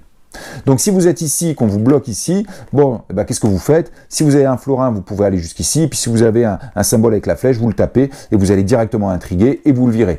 Vous avez perdu un tour. Et c'est ça qui se passe en règle générale, c'est qu'en fait ça vous fait perdre du temps, ce genre de vacherie. Ça vous bloque pas pour toute la partie, mais vous perdez du temps. Donc première intrigue, ça. C'est quand même pas sympa. Deuxième action d'intrigue possible, c'est en annexion ou en combat. Ben, il faut savoir que si je mets, par exemple, ici, un jeton sur cette ville-là, si joueur jaune voulait l'annexer, comme il y a il y a un agent d'un autre joueur sur la ville qui veut annexer, sa valeur n'est plus 2, mais 3. Eh oui, un agent, en gros, il dit aux gens, mais non, vous laissez passer dur par Zozo, il est pas sympa. Et ben maintenant, il va falloir qu'il fasse 4 couronnes pour pouvoir annexer cette ville-là, parce que j'ai un agent dessus. Alors évidemment, il peut faire intriguer avant pour la virer. Mais inversement, si lui met un de ses agents à lui sur Bénévent, qui va commencer à dire, mais oui, on est vachement sympa, ça fait baisser de 1 la valeur. C'est comme ça que moi qui jouais les rouges en début de partie, je suis allé mettre en première action intriguer un agent sur Sienne qui est passé à 2 de valeur, parce que là, pour moi, j'entends, mais par contre qui est passé à 4 de valeur si un autre joueur venait pour l'annexer. Alors en début de partie, c'était pas possible parce que Sienne n'est pas un port, donc vous ne pouvez pas y accéder par un port, et tous les autres joueurs étaient loin, ils n'étaient pas juste à côté, donc ils ne pouvaient pas l'annexer, mais peu importe. Ça protégeait d'une annexion parce que je fais monter à 4 la valeur pour l'annexer pour les autres joueurs, et moi je fais baisser à 2 pour l'annexion. J'ai dit l'annexion, hein, pas le combat. Donc ça fait que j'étais comme ça, et j'ai pu juste après annexer, je n'avais plus besoin que de 3 couronnes, puisque j'avais mon agent. Donc un agent sur une ville neutre, je le répète, ça fait baisser de 1 niveau pour l'annexion en nombre de couronnes, mais ça fait monter de 1 niveau pour les autres joueurs. Première action de l'agent sur la carte. Et on laisse l'agent autant de temps qu'on veut, et si un autre joueur veut venir, il faut qu'il fasse l'action intriguée pour vous virer votre agent, et éventuellement une deuxième action intriguée pour mettre la sienne. Si on est en combat, et que vous posez donc un agent, bah c'est pareil. C'est-à-dire qu'un agent qui serait posé sur une ville neutre, je répète, neutre, qui est de votre couleur et que vous attaquez avec guerroyer, eh ben elle a une force de 1 de moins. Donc du coup, bah, elle est plus facile à prendre, vous avez moins de force à mettre entre vos soldats et puis vos jetons force comme ça. Si par contre c'est l'agent d'un autre joueur, elle a 1 de plus, donc elle a 1 de force en plus. Donc c'est plus compliqué pour vous. Au tout début de la partie, le tout premier tour, il y a un joueur qui a fait guerroyer comme ça, qui a envoyé des soldats, je sais plus, il a dû envoyer ses 2 troupes par exemple sur Parme, je vais faire n'importe quoi, mais il avait fait ça comme ça en disant, bah voilà, au tour suivant, de toute façon à la fin de la manche, on va résoudre les sièges, j'ai 2 forces, il y a une force, c'est bon, je prends la ville. Oui, ben sauf que vous avez un autre joueur qui jouait après lui, qui a dit ok, pas de problème, il a posé son agent ici. Donc comme il a posé son agent ici, Parme par exemple n'était plus de 1 mais de 2, parce qu'il y avait l'agent d'un autre joueur. Et quand on arrivait à la résolution de siège, 2-2, bah, il n'a pas pu la prendre, non seulement il n'a pas pu la prendre, mais il a dû faire retraite, et il a perdu, comme il a perdu, hein, il a perdu une de ses troupes. Génial, très très bonne première action. Donc ça montre juste que on peut vraiment se faire des vacheries. Donc les agents, sur les villes neutres, ils augmentent ou ils diminuent de 1 la valeur de la ville, que ce soit en annexion nombre de couronnes, ou que ce soit pour l'attaque, c'est-à-dire la force militaire qu'il faut, évidemment, si c'est votre agent, c'est bénéfique pour vous, si c'est l'agent d'un autre, c'est négatif pour vous. Que se passe-t-il sur nos propres villes? Alors, si vous mettez un de vos agents sur votre propre ville, en fait, c'est pas un bonus de défense, parce que là, pour que quelqu'un vous la prenne, c'est pas de l'annexion, je vous rappelle, c'est forcément de la guerre. Si un autre joueur vient vous la prendre, que vous ayez un agent dessus, ça change rien. Bon, ok, bah oui, c'est votre propre ville, qu'est-ce que vous voulez qu'il fasse, votre agent. Par contre, s'il y a un agent adverse qui vient dans votre ville, sur votre ville, juste avant de l'attaquer, il fait baisser de 1 sa valeur. Donc il la prendra plus facilement. D'où l'intérêt de venir mettre votre propre agent sur votre propre ville. Ce n'est pas pour augmenter de 1 sa défense militaire, pas du tout. C'est pour empêcher un autre joueur de venir mettre son propre agent pour baisser la défense militaire de votre ville. S'il veut le faire, il sera obligé de faire 2 actions intriguées, donc de consommer 2 ressources comme ça, 1 pour enlever votre agent, 2 pour mettre le sien. Ok, donc on bloque ici les actions des autres. Là, vous avez vu, pour les annexions et les combats, bah, on joue en positif ou en négatif, pour soi ou pour les autres. Et les agents, bah, c'est déjà pas mal, mais c'est pas tout. Je vous ai pas parlé ici des alliances, parce qu'on le fait en fin de manche, et je vous montrerai en fin de manche. On va pouvoir faire des alliances, c'est très simple. Hein. Mais quand je suis allié avec un des grands royaumes, je mets mon pion ici. Et en fait, vous voyez, vous avez des bonus. Là, c'est 2 bateaux, là, c'est plus 2 en combat, là, c'est 1 croix. Bon, ben, en cours de la partie, lorsque j'ai besoin de ressources, en plus de taper mes villes et tout ça, je peux aussi déplacer mon pion ici. Et là, hop, je viens de prendre 2 bateaux. Alors, vous me dites, ah bah c'est masqué, ça veut dire que je ne peux plus reprendre ce bonus. Non, ah bah comment je fais? Faut le détaper comme les tuiles. Et d'ailleurs, c'est vraiment comme les tuiles, c'est que l'action gouverner vous permet soit pour 1 couronne de détaper 2 tuiles, soit pour 1 couronne de réactiver votre bonus d'alliance. Donc, mais j'ai bien dit 1 couronne pour 2 tuiles, 1 couronne pour juste votre bonus d'alliance. Comment on peut être allié avec plusieurs? C'est une couronne pour chacun, hein, si vous êtes allié avec plusieurs royaumes. Donc ça, c'est une chose. Alors il faut savoir une chose, c'est que quand vous avez une alliance avec un royaume, on peut pas, à la fin de la manche, comme vous allez voir, un autre joueur ne peut pas vous piquer l'alliance. C'est bon, vous êtes allié, sauf si cet autre joueur met un agent. Si lors de cette manche, joueur jaune vient poser son agent ici, ça aura plusieurs conséquences. La première, c'est que je ne peux plus utiliser le bonus à cette manche quand c'est à moi de jouer parce qu'il a posé son agent dessus. Ça m'embête. La deuxième, regardez, les alliances, c'est un point de victoire en fin de partie. Là, si on arrive en fin de partie, j'ai pas mon point de victoire, à moins de faire intriguer et de lui virer son pion. Mais en plus, quand on arrivera en fin de manche, il aura l'autorisation de me virer de l'Empire Ottoman et de s'y mettre. Alors c'est pas gratuit, mais il pourra le faire. Si par contre il n'a pas d'agent, personne ne peut me virer en fin de manche. Donc mettre un agent ici, ça bloque le bonus pour le joueur qui a l'alliance, ça lui enlève son point de victoire fin de partie si votre agent est toujours là en fin de partie, et enfin à la fin de la manche, ça vous autorise de virer ce pion-là pour mettre le vôtre et vous allier avec l'Empire Ottoman par exemple. Ça c'est un autre usage. Alors évidemment, si vous avez votre propre agent là-bas, ça le protège. Donc ça c'est le troisième usage des agents. Donc vous voyez, vous comprenez pourquoi les agents, je vais l'expliquer à la fin, c'est un peu compliqué et ça joue partout. Hein, donc il fallait comprendre un petit peu les autres actions avant de pouvoir placer les agents. Donc intriguer, c'est rude. Hein. Donc vraiment, comprenez bien ça et surtout bloquer les actions sur le plateau. Alors je vous l'ai expliqué, ça ne vous empêchera pas de la faire, vous vous referez intriguer, etc. Vous pouvez tourner plus de 3, mais ceci dit, ça peut être rude. Il y a une règle optionnelle qui dit que en première partie, il ne peut pas y avoir plus d'un agent qui bloque une action sur un plateau d'un joueur. Voilà, mais c'est juste pour être pas trop agressif. Après, vous pouvez ne pas jouer avec et dire on peut s'agresser autant qu'on veut. Donc, aller placer des pions et gêner les autres. On se les fait quand même, hein, donc je vous garantis que c'est un peu rude. Moi, j'étais parti sur patronner. À un moment, j'avais pas vu que le joueur, en fait, quand je me retrouvais pour faire patronner avec le rouge, j'étais là, et lui, le joueur, la façon dont ça tournait, à chaque fois, lui, bim, il arrivait sur intriguer, sur son propre plateau. Et donc, lui, à chaque fois, il intriguait, il me bloquait patronner. Et comme je pouvais pas revenir intriguer, qui était après patronner pour moi, je pouvais plus jamais patronner. Il m'a bloqué patronner pendant 2 tours, comme ça. Et moi, patronner, je voulais aller choper une carte comme ça, là. Hein, vous vous souvenez de celle-là, avec les bonus. Il m'a bloqué, quoi. Alors en plus, je voulais prendre une carte, je sais pas si je vous la trouvez, mais qui est très bien parce qu'elle vous donne 2, voilà, plus 2 en défense tout le temps. Alors pas en attaque, mais en défense. Vous avez plus 2 en défense tout le temps, donc plus 2, c'est énorme. Et d'ailleurs, après, il m'a attaqué. Enfin bref. Oui, dans ma partie, c'est moi qui ai fait 11 points, les autres qui ont fait 13 et 14. J'ai pas été très bon, j'ai essayé un truc, ça n'a pas marché. Enfin voilà, donc ça, c'est l'action intriguée qui fait que le jeu est méchant, en fait. Hein. Oui, on se fait la guerre, mais on peut se protéger, hein. Mais intriguer, c'est ça qui fait que le jeu est méchant. Allez, on arrive à la fin de la partie, mais les choses très importantes, comment on gère les cartes à ce niveau-là, c'est rappelé, ici, sur la 2 jeux, on a fait les sièges, on a fait avancer éventuellement ici, l'ordre du tour est donné par la piste des cités, donc on peut éventuellement modifier l'ordre du tour, et dans le nouvel ordre du tour, on finit. Phase d'hiver, dans le nouvel ordre du tour, après avoir résolu les sièges. Déjà, il faut payer nos soldats, regardez, si vous avez 1 ou 2 troupes, vous payez rien, 3 ou 4 troupes, vous payez un florin, donc quitte à être passé là, autant en avoir 4 sur le terrain, hein, ça me paraît mieux. 5 ou 6 troupes, vous payez 2 florins à la fin. Si vous ne pouvez pas payer, vous enlevez les troupes que vous ne pouvez pas payer. C'est aussi simple, donc vous finissez peut-être qu'avec 2 troupes. Alors ça, c'est la première chose, il faut les payer. Alors, comment on en gagne de nouvelles? C'est la fin, c'est là. Deuxième chose, on réorganise son palais, ce que je vous disais. Et troisième chose, comme je vous disais, on va pouvoir gagner de nouvelles cartes, gagner de nouveaux soldats, gagner de nouvelles tuiles et créer des alliances. Alors, réorganiser son palais, je vous le dis tout de suite, comment fait-on? À votre tour, quand on en arrive là, ça, un joueur le fait tout à son tour. C'est-à-dire que dans le nouvel ordre du tour, on en est là, je vais faire ça, ça et ça, puis après c'est à toi. Donc, je paye mes soldats, derrière je réorganise mon palais. Alors comment on fait?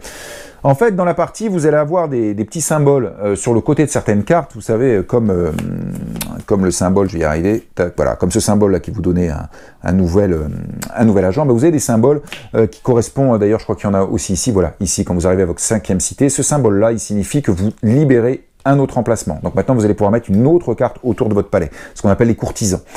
Donc quand c'est à moi de jouer, je vais déjà pouvoir bouger mes cartes courtisans autour du truc.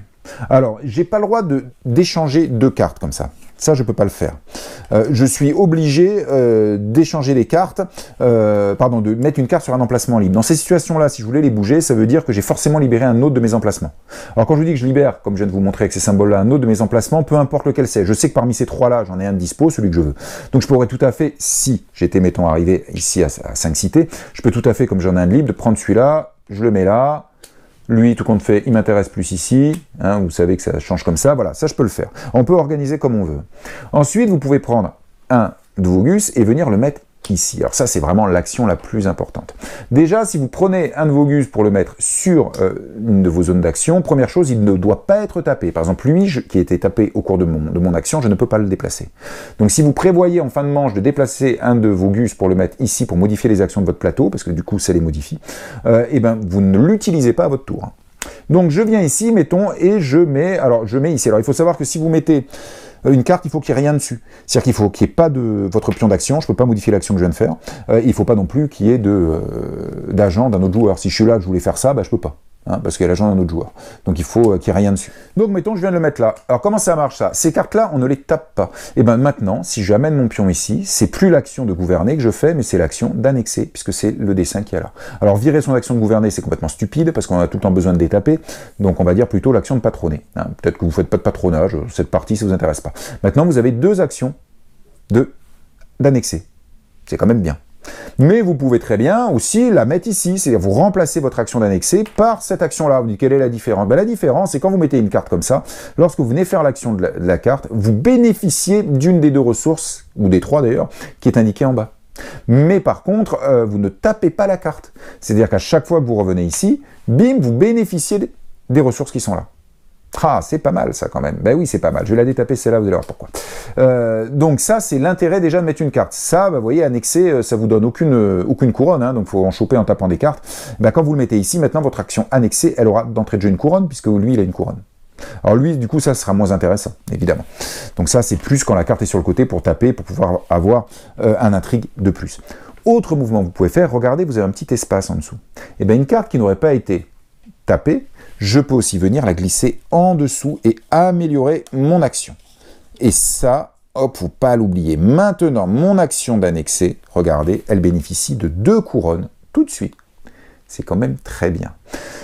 Cette construction de vos actions, cette modification de vos actions, c'est le truc auquel on ne pense pas trop en début de première partie et c'est fondamental. Vous allez pouvoir doubler des actions ou alors améliorer une de vos actions. Et maintenant, quand vous faites ça, par exemple celle-là, j'ai 2 couronnes, je vais taper d'autant moins de cartes. Alors ok, les cartes qui sont là, elles sont plus sur le côté, je ne peux plus utiliser ces ressources que pour cette action. Je ne peux pas les utiliser pour d'autres actions. Tandis que les cartes qui sont sur les côtés, je peux les taper pour utiliser les ressources pour n'importe quelle action. Ah, bah oui, il faut choisir. Mais en tout cas, ça c'est très important. Et comme vous allez voir, on va gagner de nouvelles cartes. Donc de toute façon, il faut bien les mettre à un moment. Alors, est-ce que les cartes qui sont ici, je peux les renvoyer sur le côté? Oui. Est-ce que les cartes qui sont ici, mettons que je sois comme ça, je peux les déplacer à l'intérieur? Non. Vous n'avez pas le droit de prendre une carte qui est à l'intérieur pour la placer sur un autre emplacement à l'intérieur de votre palais. C'est interdit. Retenez-le parce que sinon ça crée ça casse le jeu si vous faites ça. Mais dans la règle, c'est interdit, c'est pas pour rien. Par contre, si je prends une carte qui est ici pour la remettre sur le côté, je peux. Mais par contre, il faut que je la tape. Ben oui, on considère qu'on a utilisé les ressources plein de fois quand elle était en action. Donc si je fais ça, je la tape. Alors là, il se trouve que la carte du dessous avait un symbole, donc c'est bon, mais en fait, normalement, la carte qui est en dessous en amélioration, pareil, si vous virez celle-là, vous la virez et vous la tapez. Donc si ça part d'ici, une carte qui part d'ici, qui va sur le côté, encore faut-il qu'il y ait un emplacement libre, on la tape. Quand une carte vient du côté pour la mettre ici, il faut qu'elle soit pas tapée, ça c'est important, et on ne peut pas faire bouger les cartes à l'intérieur du palais. Donc, et on peut donc améliorer. N'oubliez pas, nous, au début de notre partie, on a oublié les améliorations. Donc on se coinçait, on comprenait plus, on arrive, et on dit, mais bon sang, c'est vrai qu'on peut aussi glisser des cartes en dessous d'une carte qu'on a déjà mis pour améliorer l'action. Alors, ça, c'est important, parce que par exemple, vous voyez, lui, il n'a pas d'action. Donc lui, je ne peux pas le poser là, parce que j'ai plus d'action là, sur cette zone-là, ça n'a pas de sens. Par contre, lui, je peux juste faire une chose, c'est le glisser sous une carte pour lui apporter les bonus qui sont en dessous, quand je ferai cette action-là. Donc ça, c'est réarranger son palais, vous comprenez comme c'est très, très, très, très important. Après avoir réarrangé son palais, on va pouvoir faire quelques menus achats. Alors la première chose, c'est on va pouvoir aller ici faire une alliance. Alors vous avez le droit de faire qu'une alliance par manche, c'est-à-dire que quand c'est à moi de jouer à ce moment-là, je dis « Ah, je fais une alliance, je n'ai pas le droit d'en faire 2 ». Ben, c'est simple, vous payez le coût. Vous voulez vous allier avec l'Empire ottoman, il vous faut une couronne et 3 bateaux. Donc il faut leur taper une couronne et 3 bateaux. Alors du coup, là, les cartes qui sont au milieu vous servent à rien, mais si vous arrivez à taper tout ça, vous venez, vous posez votre plot et dorénavant, vous aurez ce bonus potentiellement à chaque manche, si vous le souhaitez. Alors, si vous faites ça et que vous aviez, au cours de votre manche, donc vous n'aviez pas le plot, vous avez posé votre agent ici, qu'est-ce que ça fait? Eh bien, en fait, ça fait qu'au moment, en fin de partie, vous décidez de prendre l'Empire ottoman comme allié, vous payez une ressource de moins, parce que vous avez votre agent. Donc, par exemple, là, je pourrais payer une couronne et 2 bateaux à la place. Et pareil, hop, je viens mettre, tac, ça. Après, les agents ne s'en vont jamais. Un agent ne peut s'en aller d'un endroit que si vous faites l'action intriguée. Donc, encore une fois, votre propre agent vous permet de faire ça. Par contre, comme je vous l'ai dit tout à l'heure, l'agent alors on serait comme ça, l'agent d'un autre joueur, qui serait comme ça, fait qu'à la fin de la manche, l'autre joueur peut dire « je paye les ressources et je prends cette alliance à rouge ». Mais quand vous le piquez à un autre joueur, votre agent vous permet juste de la piquer, vous autorise, mais ne vous fait pas de réduction. Donc quand vous piquez à un autre joueur, vous payez l'intégralité des ressources. Quand c'est votre agent pour prendre une alliance qui n'est à personne, vous payez une ressource de moins. Donc ça, c'est l'autre possibilité, donc d'aller créer des alliances, donc en toute fin de manche. Ensuite, évidemment, c'est acheter les cartes. Alors il faut savoir que les cartes, il y en a plein, hein, mais elles sont toutes du même type. Hein. Alors je suis en train de chercher, non ça c'est joueur bleu, c'est pour ça que je ne comprenais pas. Voilà, donc regardez par exemple le maestro, vous voyez, maestro. Hein, donc il y a 5 maestros et tous ils font la même chose, hein, couronne. Donc en fait on fait un tas des maestros là comme ça, puis on les pose. Pareil pour le spadassin, etc. Hein. Alors il faut savoir qu'à cette phase-là, quand vous achetez des cartes, vous allez pouvoir les payer et les prendre combien? Bon, c'est simple, c'est écrit en haut. Hein. Si vous voulez prendre un maestro, il faut payer 2 florins et une couronne. Si vous voulez prendre un spadassin, c'est 2 florins. Voilà, lui il coûte 4 florins. Donc bah oui, regardez, des florins il en faut. Hein. Si vous voulez avoir de nouvelles cartes, il faut des florins. Donc l'argent est fondamental. Alors le pape, là, il est à la fin, il est un peu particulier, il n'y en a qu'une. Donc il n'y a qu'un joueur qui l'aura. Ça vous donne une nouvelle action de gouverner, ces ressources-là et un point de victoire. Donc sinon, donc on va pouvoir aller prendre. Alors quand vous achetez les cartes, vous en achetez autant que vous voulez, tant que vous avez les sous, hein, et tant que vous avez les symboles à taper. Alors oui, ben les symboles, soit vous les tapez en fin de manche, hein, pour faire des alliances ou prendre des cartes, soit vous les tapez en cours de manche pour faire vos actions, il faudra choisir. Mais vous n'avez pas le droit de prendre 2 fois la même carte au même moment. C'est-à-dire que je pourrais avoir plusieurs maestros dans mon palais, c'est pas un problème, mais j'aurais dû les prendre à des manches successives, différentes. Si je prends plusieurs cartes, elles doivent être différentes au cours d'une même manche. Et à la manche suivante, tu veux, je reprends les mêmes cartes, c'est pas gênant. Donc on peut avoir plusieurs cartes identiques dans son palais, mais on les aura forcément acquises à des manches différentes. Donc ça, on va pouvoir acheter des cartes. Alors évidemment que c'est fondamental, hein, c'est le cœur du jeu, parce que c'est hyper important de pouvoir aller augmenter ce nombre de cartes, modifier ses actions, les enrichir. C'est comme ça que votre jeu se développe, hein. C'est aussi simple que ça. Mais il y a aussi des tuiles. Première chose, vous avez des tuiles royaume et des tuiles république. Alors, il y en a 2 de chaque. Si vous en prenez une des 2, alors pareil, vous avez le coup là, hein, 5 thunes, 2 couronnes et 2 croix. Ah oui, ces tuiles-là, elles coûtent cher. Si vous en prenez une, vous ne pouvez pas prendre les 2. Soit vous êtes un royaume, soit vous êtes une république. C'est normal. Donc si à votre tour, vous prenez un royaume, par exemple, bah, vous ne prendrez jamais de république. En sachant que toutes les tuiles, il y a un petit 1, mais c'est pareil sur les cartes. Vous avez des cartes où il y a un petit 1, comme ça, vous n'avez pas le droit de les avoir en plusieurs exemplaires, contrairement à ce que je viens de vous dire. Uniquement celle où il y a un petit 1. Bon, bah vous voyez, le royaume, c'est quand même sympa. Hop, ça vous fait tourner un coup de plus, ou alors de florin, ou une couronne, ou une croix, et un point de victoire fin de partie. C'est quand même bien. Donc, soit ça, soit ça. Ça, c'est royaume et république, pardon. Un joueur en aura que d'un type, pas les 2, et il n'y en a que 2. Hein. Donc, quand il n'y en a plus, il n'y en a plus. Après, vous avez les cathédrales. Alors, les cathédrales, c'est un peu particulier. 4, tac, tac, voilà ce que ça vous coûte. Ça vous rapporte un point de victoire, c'est sympa. Et ce bonus-là, après, c'est des tuiles comme ça, hein, qu'on met à côté de ces villes, puis qu'on tape et qu'on détape avec l'action gouverner, hein, c'est pareil. Donc, le bonus apporté, le coût et ça. Mais ça veut dire quoi, ça? Ah ben, en fait, vous avez des petits jetons cathédrales que je suis en train de vous chercher. Je les ai vus il y a 2 secondes. Voilà, on a des petits jetons cathédrales. Ces petits jetons cathédrales, on va les poser dans une ville que l'on contrôle. Alors, un jeton cathédrale dans une ville que l'on contrôle qui est de valeur 3 ou plus. Bah oui, il faut que ce soit une belle ville. Donc vous allez pouvoir poser une cathédrale dans une ville 3 ou plus que vous contrôlez. Si c'est le cas et si vous avez ces ressources, et ben en fin de manche, vous pouvez acheter une tuile cathédrale. Évidemment, si vous perdez la ville qui est la cathédrale, vous filez non seulement la tuile de la ville, mais aussi la tuile de la cathédrale à l'autre joueur. Donc il aura ce bonus et le point de victoire fin de partie. Oui, une ville cathédrale, normalement, vous la blindez un peu, hein, vous la protégez. Donc ça, c'est autre type de tuiles. Après, vous avez les tuiles guild. Ben, les tuiles guild, regardez, elles vous apportent une couronne et 2 bateaux, et elles vous coûtent le prix qui est ici. Et elle vous offre en plus ici de vous libérer un emplacement pour pouvoir mettre une carte de plus autour. Qui dit carte de plus, dit plus de ressources potentielles. Donc évidemment, tout ça, ça va crescendo. Donc ces tuiles-là, vous pouvez aussi les acheter avec leur coût là, à la fin de la manche, comme je suis en train de vous expliquer, en même temps que ces cartes. Enfin, vous avez aussi des tuiles duché et principauté. Alors là, vous voyez, c'est duché de Venise, de Naples, de Florence. Donc en fait, chaque joueur a 2 tuiles qu'il va pouvoir acquérir. Alors pareil, en payant le prix, pour avoir le bonus qui est en dessous et le bonus qui est sur le côté. Et donc il va pouvoir les acquérir pour pour la cité qu'il représente. Par exemple, duché de Florence ou principauté de Florence qui est là, bah, ces 2 tuiles-là, il n'y a que le joueur rouge qui joue Florence qui peut les acquérir. Mais il y en a pour évidemment tous les joueurs. Et vous voyez les bonus que ça apporte. Vous avez un emplacement de plus plus sur votre plateau, vous gagnez un point de victoire, là c'est les 2 bonus, et vous voyez la principauté, pareil, bim bim, vous avez ça, et ça les bonus. Bon, c'est un peu cher, hein, 4, 2 et une croix, c'est un petit peu cher, mais ça c'est d'autres tuiles que vous pouvez avoir. Donc ça, c'est la fin de la manche. Donc comme je vous l'ai montré sur l'aide de jeu, qui est payé, réarrangé comme je vous ai expliqué, et pouvoir acheter des cartes, des tuiles, et j'oubliais faire une alliance, et j'oublie un tout petit peu mettre un soldat, c'est un tout petit peu oublié, c'est comme ça qu'on ramène des soldats. Comment on fait?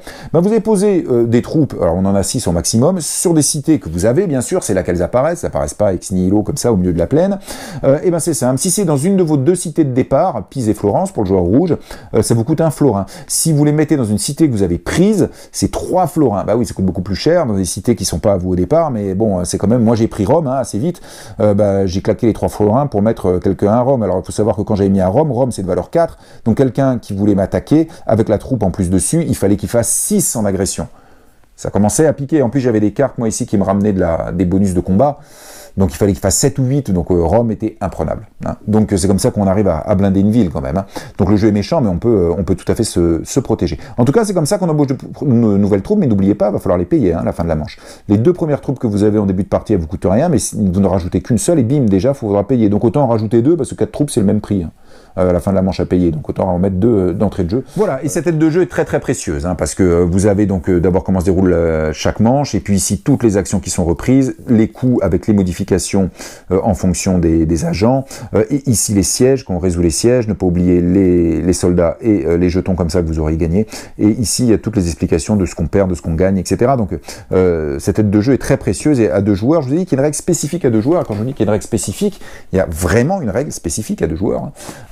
Et ben vous tournez de l'autre côté pour appliquer ça. Mais cette aide de jeu est vraiment très précieuse. Allez, donc les points de victoire fin de partie, mais juste avant, une chose que j'ai oublié, les indulgences. Alors regardez, les indulgences, c'est à votre tour, vous avez le droit de prendre une indulgence par phase, hein, c'est-à-dire la phase de printemps ou d'hiver. C'est-à-dire vous avez le droit de prendre une indulgence au moment où on fait les actions et on résout les sièges, et vous avez le droit de prendre une indulgence au moment où on doit payer nos soldats, réarranger notre plateau et racheter des cartes ou des choses comme ça. Une indulgence, ça fait quoi? C'est bien simple, ça vous offre une couronne ou 3 thunes. Donc c'est plutôt bien. Hein. Donc vous en gagnez 2 en gros par manche. Alors gagner 2 c'est bien? Non, alors déjà une indulgence que vous avez en fin de partie c'est moins 1 point de victoire. Alors, ça c'est vraiment pas bien, c'est 15 points, je vous dis, on gagne. Hein. Ensuite vous êtes obligé de le poser sur un emplacement d'action. Et donc sur cet emplacement là, vous n'aurez pas l'action. Ah, c'est votre manche, puisque vous avez une indulgence dessus. Donc vous perdez une action. Alors pour la virer, c'est simple, hein, vous payez soit une croix, soit 2 couronnes. Donc à votre tour, vous tapez 2 couronnes et tout de suite vous enlevez l'indulgence. Et vous retrouvez votre action. Donc ça, il faut quand même un petit peu l'anticiper. Mais les indulgences, ça vous permet d'avoir ça, point de victoire fin de partie en moins, et vous payez ça pour récupérer votre action. Et de la même manière que si vous voulez, lors de la phase de réorganisation de votre palais, amener un gus ici, il ne faut pas qu'il y ait soit un agent adverse, soit votre plot, il ne faut pas non plus qu'il y ait une indulgence. Hein. S'il y a une indulgence dessus, vous ne pouvez pas aller mettre une carte par-dessus, il faudra d'abord virer l'indulgence en payant ça. Donc ça, j'avais un tout petit peu oublié de vous le dire, donc moins 1 point de victoire, et les points de victoire après, c'est où? C'est ce que je vous ai dit tout à l'heure. 2 points par joueur à qui vous auriez pris des villes au cours de la partie. Les cartes avec des points de victoire, notamment ces cartes-là, elles ont toutes celles du patronage, elles ont toutes des points de victoire. Donc vous avez aussi les cartes avec les points de victoire, donc cartes avec points de victoire. 1 point de victoire ici, les 2 points de victoire donc par joueur, encore une fois, où vous auriez pris une ville, à moins 1 point de victoire sur les indulgences, comme je vous l'ai dit. Ensuite, les points de victoire que vous gagnez en fonction du nombre de villes que vous avez faites, et les points de victoire aussi sur cette piste en fonction de là où vous êtes arrivé. Mais ce n'est pas tout, il y a aussi une histoire de majorité en points de victoire, c'est on va regarder combien de croix vous produisez. Je suis en train de... Voilà, par exemple, ça, si vous avez construit une cathédrale, ça vous produit une croix. Alors, taper ou pas taper, on s'en fout en fin de partie. On va en compter pour chaque joueur combien il peut potentiellement produire de croix, donc combien il a de croix sur ses cartes et sur ses tuiles. Et celui qui en a le plus marquera 4 points de victoire, le deuxième 2 points de victoire, et on s'arrête là quand on joue à 3 joueurs, et quand on joue à 4 joueurs, on rajoute le troisième 1 point de victoire, c'est indiqué ici, en sachant quand il y a 2 ex-aequo, c'est 2 points de victoire chacun. Hein, c'est pas, par exemple, à 3 joueurs, c'est pas 4 plus 2, 6, 6 divisé par 2, 3, et 3, 3. Non, c'est 2 points de victoire chacun, on divise le niveau où ils sont. Alors c'est logique, parce que c'est un jeu qui se joue avec pas beaucoup de points de victoire. Voilà, c'était Virtu. Alors Virtu, c'est un très bon jeu, expert, il n'y a pas de doute, un bon Eurogame expert, vraiment c'est très bien, vraiment très très bien, il y a plein de bonnes idées. Après, c'est un peu méchant, hein, parce que évidemment, les agents, c'est surtout ça qui est méchant, vous faire agresser, oui, ça arrive, mais vous pouvez vous protéger, hein, vous pouvez faire en sorte que militairement ce soit très compliqué. Et après, il y a 0 hasard, donc vous voyez tout ce que font les autres, donc vous pouvez anticiper leurs coups, il n'y a pas de problème, vous voyez quelles actions ils vont faire, dans quel ordre, vous voyez leur puissance militaire avec les bonus comme ceci, éventuellement qu'ils auraient. Faites attention au Royaume de France, plus 2, c'est énorme. Donc, vous pouvez voir tout ça, donc vous pouvez tout anticiper. Mais si vous anticipez pas bien, vous pouvez vous faire taper dessus. Le plus méchant, c'est intriguer. Clairement, parce que à chaque tour, on peut aller faire de l'intrigue. Donc quand vous faites de l'intrigue, vous bloquez les actions adverses, vous facilitez les prises de ville, etc. Donc c'est surtout, enfin ça c'est pas très gentil du tout, vous pouvez piquer des alliances, vous pouvez bloquer le bonus de l'alliance, donc intriguer c'est rude. Et donc il faut bien penser à ça. Et donc, encore une fois, ça peut être compliqué. Hein, vous pouvez vous retrouver face à des situations où vous avez mal anticipé, et on vous fait des vacheries, et bam. En plus, si vous n'êtes pas forcément le plus fort et que vous avez des villes que vous n'avez pas bien défendues, normalement, c'est celle-là qu'on va attaquer quoi, pour les prendre. Oui, en guerre, on attaque le plus faible, on n'attaque pas le plus fort. Hein, ça paraît assez logique, même si vous dites, mais il faut attaquer le premier joueur. Oui, c'est pareil, quand vous commencez à vous échapper en nombre de villes, ici, en nombre de cités, vous commencerez à en avoir beaucoup. Donc, toutes les défendre, ça sera très compliqué de toutes les défendre. Et les autres joueurs auront encore plus envie de vous attaquer que vous commencez à marquer trop de points et vous approchez de la fin de la partie, donc ils auront envie de vous ralentir. Donc évidemment, quand vous perdez des villes, vous reculez, hein, c'est le nombre de cités. Donc quelqu'un qui commence à s'échapper en nombre de villes, généralement il se fait attaquer, c'est à peu près certain. Il n'arrivera pas à défendre toutes ces villes. Et puis s'il a pris autant de villes, c'est qu'il y a des villes qui sont pas très fortes, qui ont été faciles à prendre pour lui, mais aussi faciles à reprendre pour les autres. À moins d'avoir pas mal de cartes comme ça, avec éventuellement l'Empire de l'Europe de France ici, avec éventuellement la carte là qui vous donne 2 de défense, là vous commencez à pouvoir tenir la route. Bien sûr. Donc vous voyez, ce jeu est riche, il y a beaucoup de choses à faire, différentes, vous ne ferez pas tout dépendra de vos stratégies, et c'était fort bien, même si c'est un petit peu méchant, donc il faut bien anticiper et pas faire les pleureuses. Hein. Voilà, c'était Virtu, je vous le conseille, bon jeu.